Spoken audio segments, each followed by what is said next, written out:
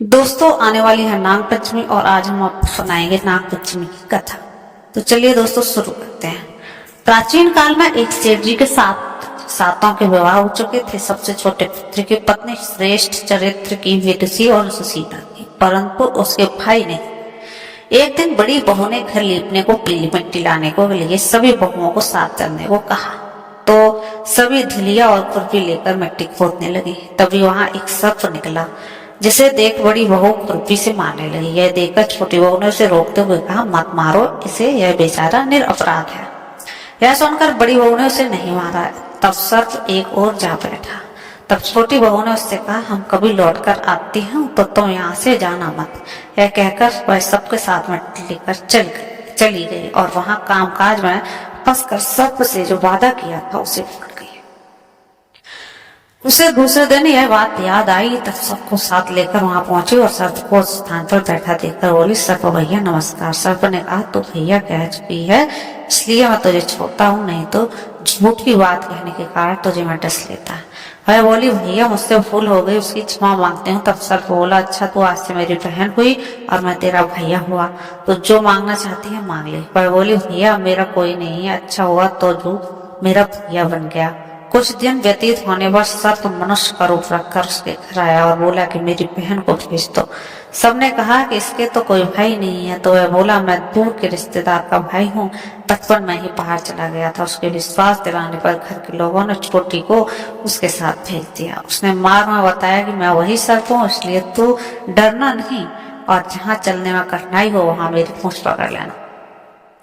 उसने कहे अनुसार ही किया और इस प्रकार वह उसके घर पहुंच गई। वहां के धन ऐश्वर्य को देखकर वह चकित हो गई। एक दिन सर्प ने माता से कहा कि मैं एक काम से बाहर जा रही हूँ, तो अपने भाई को ठंडा दूध पिला देना। यही बात ध्यान न रही, उसने गर्म दूध पिला दिया, जिससे उसका मुंह बेतरह जल गया।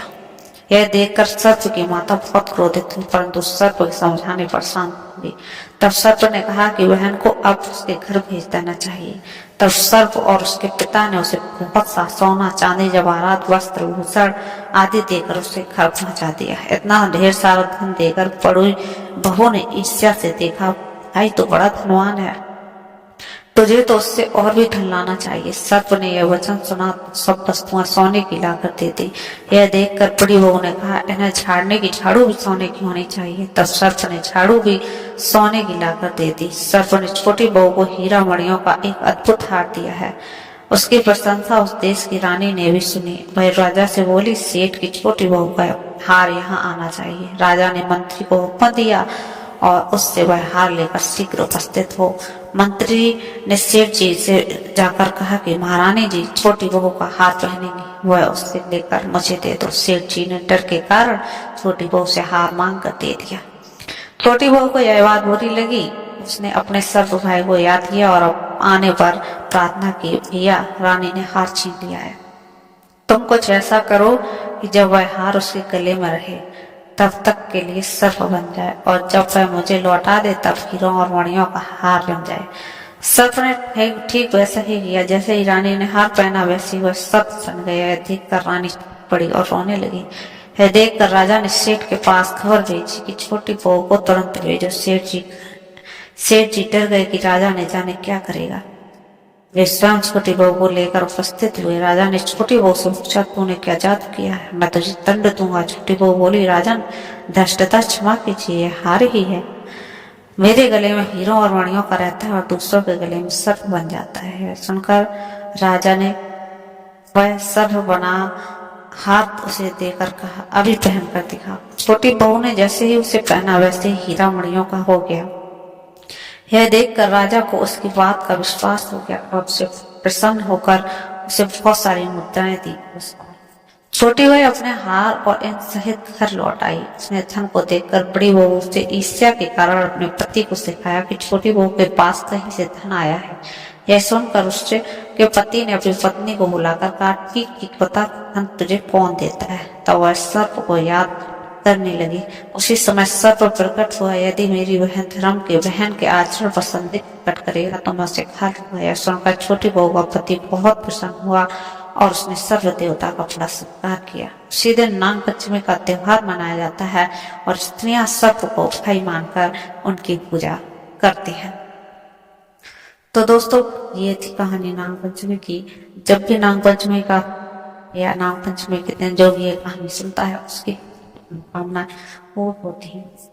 मिलते हैं दोस्तों अगले वीडियो में, तब तक के लिए चैनल पर नहीं हो तो चैनल को लिए सब्सक्राइब। दोस्तों आज हम बताने वाले हैं नाग पंचमी पर आखिरकार नागों की पूजा होती क्यों है, क्या है इसके पीछे का रहस्य।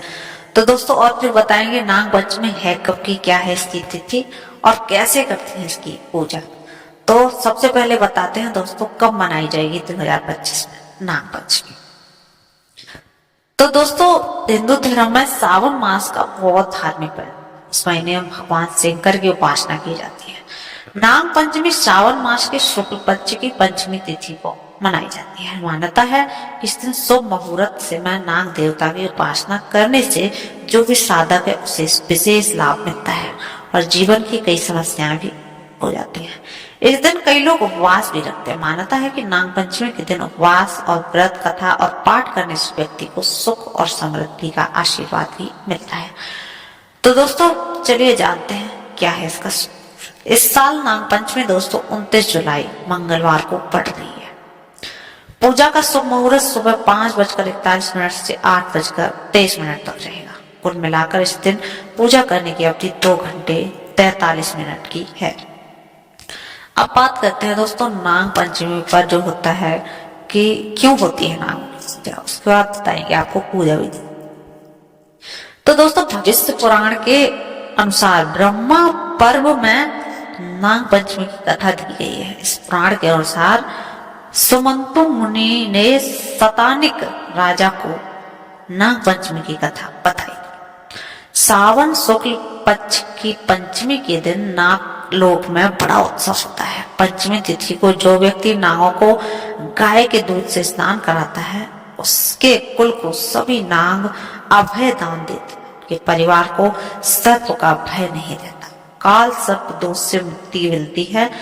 महाभारत में जन्मेजय के नाग यज्ञ की कहानी है, जिसके अनुसार जन्मेजय ने नाग यज्ञ के दौरान बड़े बड़े विकराल नाग अग्नि में जलने लगे। उस समय आस्तिक नामक ब्राह्मण ने सर्प यज्ञ रोककर नागों की रक्षा की थी। यह पंचमी की तिथि की थी जब उन्होंने ऐसा किया था। तो तब से ये नाग पंचमी का वो त्योहार मनाया जाता है। दोस्तों अब बात करते हैं पूजा की। तो सावन शुक्ल की पंचमी तिथि के दिन सुबह जल्दी उठ जाइए, स्नान आदि कर लीजिए और व्रत का करिए संकल्प। पूजा के समय एक साथ चौकी ले लो, उस पर नाग देवता का चित्र बनाइए। मिट्टी से बने सर्प की मूर्ति भी आप स्थापित कर सकते हैं। इसके बाद नाग देवता को हल्दी, रोली, चावल, फूल आदि समर्पित करें और दूध, घी व चीनी मिलाकर चढ़ाइए। पूजा के अंत में नाग पंचमी व्रत कथा श्रवण कीजिए और फिर आरती के साथ पूजा को संपन्न कर दीजिए। तो दोस्तों ऐसे रखनी है नाग पंचमी। चलिए फिर मिलते हैं दोस्तों अगली वीडियो में। तब तक के लिए चैनल पर नए हो तो चैनल को कर लीजिए सब्सक्राइब, आपको ऐसे अपडेट मिलते